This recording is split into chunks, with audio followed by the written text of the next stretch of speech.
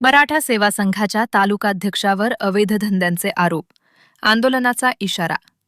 हनुमान टाकळी व कोपरे परिसरात अवैध व्यवसाय सुरू असल्याचा आरोप करत स्थानिक नागरिकांनी मराठा सेवा संघाच्या तालुकाध्यक्षाविरोधात प्रशासनाकडे तक्रार दाखल केली आहे. राम दशरथ बर्डे असे संबंधित व्यक्तीचे नाव असून महेश संजय बर्डे, मयूर सुभाष बर्डे व बद्रीनाथ सुनील आव्हार यांनी लेखी निवेदनाद्वारे कारवाईची मागणी केली आहे. तक्रारदारांच्या म्हणण्यानुसार वृद्धा नदी पात्रातून जेसीबीच्या साह्यानं अवैध वाळू उपसा व वाहतूक केली जात असून त्यामुळे शासनाचा मोठ्या प्रमाणात महसूल बुडते. तसेच शेतकऱ्यांच्या जमिनींचे नुकसान होत असल्याचाही आरोप करण्यात आलाय. तिरमलदेव वस्ती चौकातील हॉटेल रानमळा येथे बनावट दारू विक्री सुरू असल्याचा दावाही निवेदनात करण्यात आलाय. या अवैध प्रकारांविरोधात आवाज उठवणाऱ्यांना पोलीस व महसूल प्रशासन माझ्या हातात आहे अशी धमकी दिली जात असल्याचे तक्रारदारांनी म्हटले. याशिवाय पत्नीच्या नावावर ठेकेदारी करणे तसेच बनावट शासकीय शिक्क्यांचा वापर करून विविध दाखले तयार केल्याचे गंभीर आरोपही करण्यात आले आहेत. दरम्यान संबंधितांवर तात्काळ कायदेशीर कारवाई करावी, अन्यथा 1 जूनपासून संबंधित कार्यालयासमोर ठिय्या आंदोलन करण्यात येईल असा इशारा नागरिकांनी दिलाय. मी मयूर सुभाष बर्डे हनुमान टाकळी या गावचा रहिवासी आहे. आमच्या गावात वाळू उपसा हा माझ्या शेताजवळून होत आहे. मोठ्या प्रमाणात ही दहशत गाजवली जात आहे आणि दहशतगार हे सगळे वाळू उपसावाले हे सोशल मीडियावर पण टाकताय आणि याचं आव्हान हे पोलिसांनाही देत आहेत.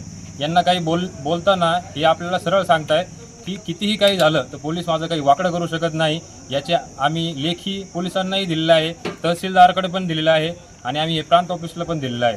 आमची फक्त एवढीच दखल पोलिसांनी घ्यावी की हे जे खुले आव्हान हे जे देत आहेत रामदास दशरथ बर्डे हे मराठा सेवा संघाचे नावाखाली हे सगळे काळे धंदे करत आहेत. यांच्या नावावर, यांच्या गृहिणीच्या नावावर हे जे जेसीबी आहेत, हे जे काय असतील सगळे पॉकलँड वगैरे हे जे ट्रॅक्टर वगैरे आहेत हे सगळं चालवत आहेत.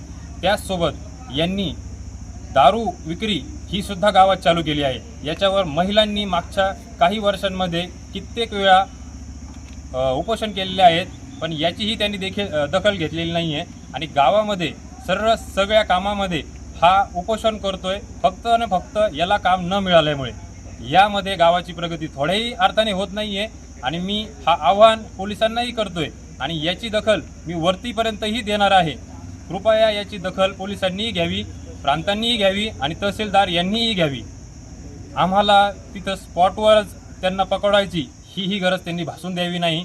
ही त्याच्यावर आम्ही सगळे फोटो, प्रूफ, सगळे व्हिडिओ हे सगळे आम्ही प्रांत ऑफिसला पण दिलेले आहेत आणि तहसीलदारांना पण दिलेले आहेत. याच्यावर त्यांनी दखल घ्यावी, नाहीतर अन्यथा आम्ही 1 जून 2026 रोजी आम्ही उपोषणाला बसत आहोत आणि याच्यावर उपोषण जोपर्यंत मार्ग निघत नाही आणि ह्या जो वाळू उपसा करताय यांच्यावर जोपर्यंत कारवाई होत नाही तोपर्यंत आम्ही आमचं उपोषण थांबवणार नाही आणि यांच्यावर जो कायदा लागू केला जाऊ शकतो तो कायदाही लागू करावा त्यांनी आणि यांच्यावर ठोस अशी कारवाई करावी आणि उपोषण करताना जे परिणाम होतील, जे आमच्यासोबत घडल याच्यावर पूर्णपणे प्रशासन जबाबदार राहील.